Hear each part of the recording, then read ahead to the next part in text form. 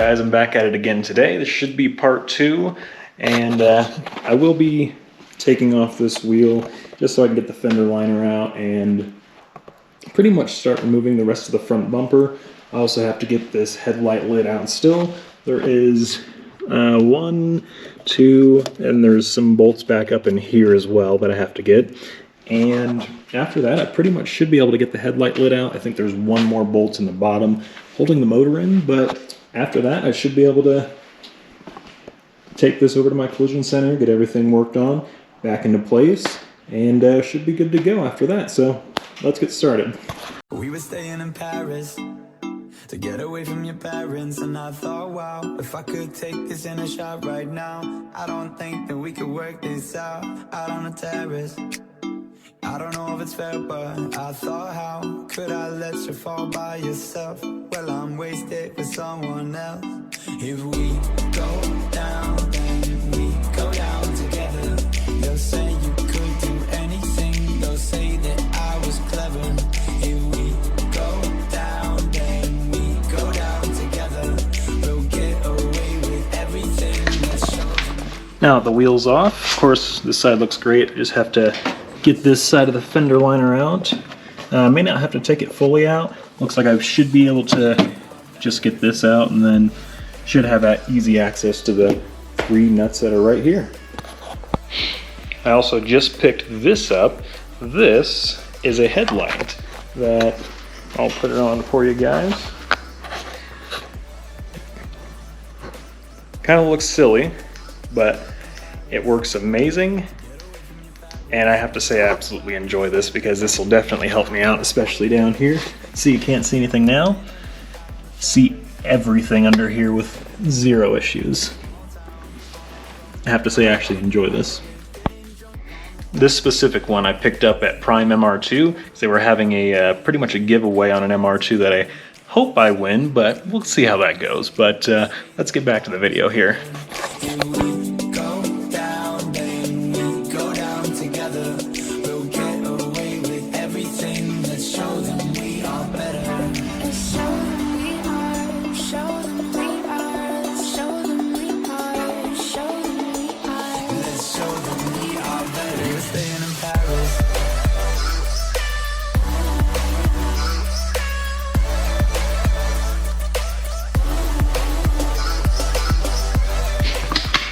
Alright, so of course this fender liner is in good shape, just needs a real good bath here, so I'll probably get that cleaned up as well before I stick that back on my car.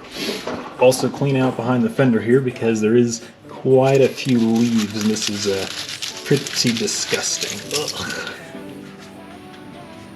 Yeah, I don't like that. Anyway, so now I have access to the 3 nuts right here to be able to get the fender off, so let's get started on that. Actually, quick little detour. All of that just came out of that fender. Ugh. There's so much in here. You gotta think, this car is an 87, so it's like 35 or 36 years worth of shit that's built up back there.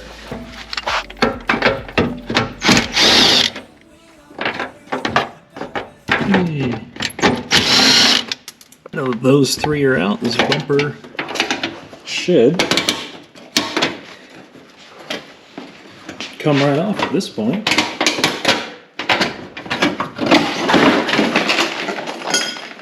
Yep, that's how you do it. Got the job done right the first time. Alright, so you can see right here where the actual bumper got bent, creased, because this side is obviously flat here. This side's supposed to be like that, so this is also one of the things my collision center should be able to take care of there. Yep. This last little piece I have to get off for pretty much the bumper. I do have to cut it because of that AC line there, so it has to be replaced anyway, so I'll just cut it rather than wasting my energy trying to pull that off for now, and I'll save that for when I do get a new piece. To make my job a little bit easier, I'm just going to use a Dremel tool with a metal cutting disc here.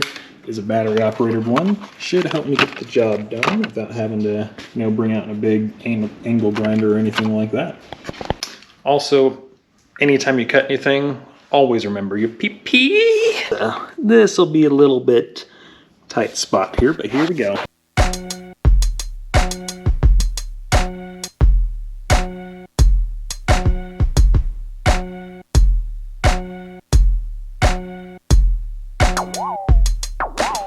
Well, the battery operated one kept dying on me, so at least I do have a corded one. And, well, back to the cutting now.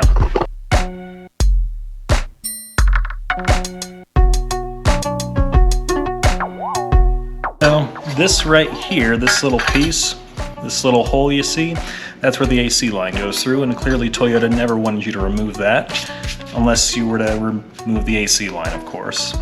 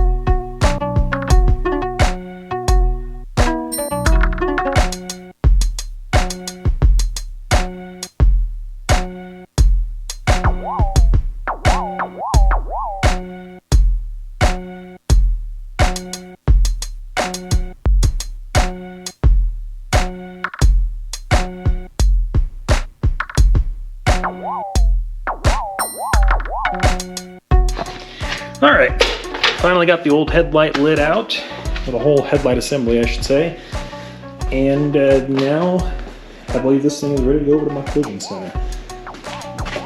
Do have to fix this a little bit from when I was tugging and whatnot, but we'll get it all taken care of all at the same time.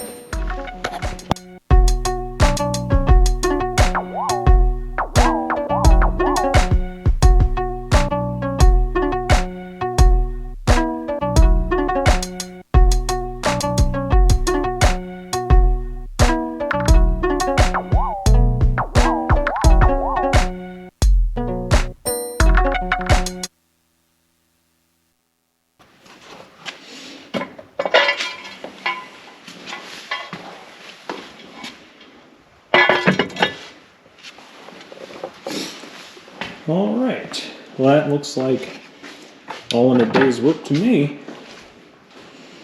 Looks very weird without a front bumper or anything on it right now.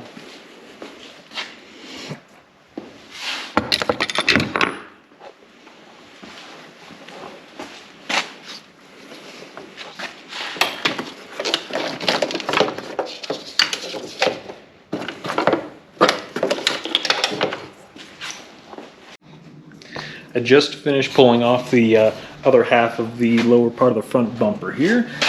This, of course, needs some work. I'm going to plastic weld it. This I did not do. This happened way before I was even given the chance to buy the car here. So, yeah, I'm going to plastic weld these, body fill them, probably throw some fiberglass on them, and, of course, have it repainted because that just looks horrible. But as I was doing that, this little plate here has studs coming out of it, and the studs, I guess, were rusted into the nuts and broke off. But no worries, I will be able to find something to fix that as well. And I guess now I will start with the plastic welding on this.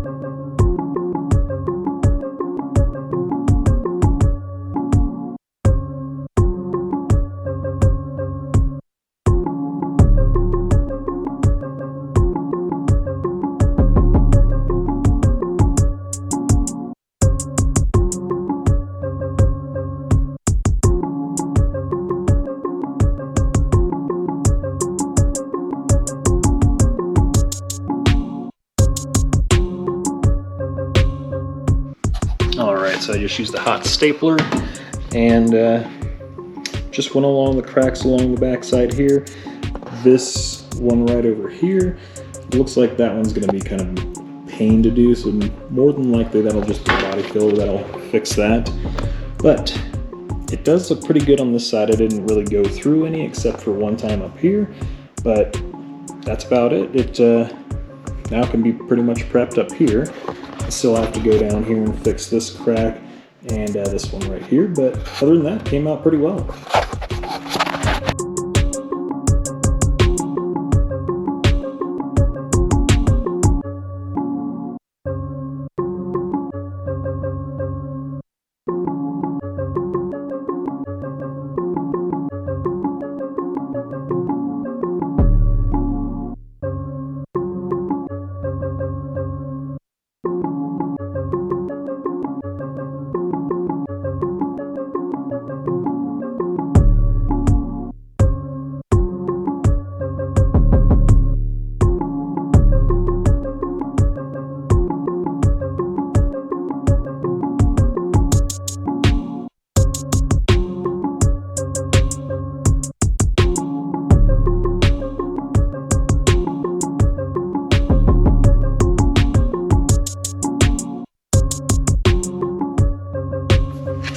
Alright, this little hot staple gun, I got it on eBay I think for like 25 or 30 bucks. Comes with a bunch of different array of these little hot staples, and you can pretty much plastic weld anything back together. Of course, it's not going to be permanent, but at least get the job done for right now. Alright, I got the hood back on here, so I was ready to be able to take this over to my collision center, but I realized I can't close the hood. You guys may not be able to see it on camera here, but the latch here is bent. So this whole thing got shifted back during the accident. So when I try to close it, the bent portion, or at least the latch portion, smacks right into here. And of course it's supposed to be right in here in the middle. So it got shifted probably ½ inch there. So yeah, now I have to figure out how to pull that back out. But other than that, once I figure that out, I should be good to take this thing over there. I think that should be all here for part 2. I did get the hood to close and actually latch here. I had to pretty much go through 2 different ratchet straps that kind of bent, and I broke them pretty badly to be able to pull the latch assembly back into place, but it does latch, so that I'm happy with. Can at least drive it over to the collision center. At some point I may be able to replace the latch assembly, but I think that is all here for part 2. I hope you guys enjoyed this video. Please like, subscribe, and share. And just remember, don't quit on a body that won't quit.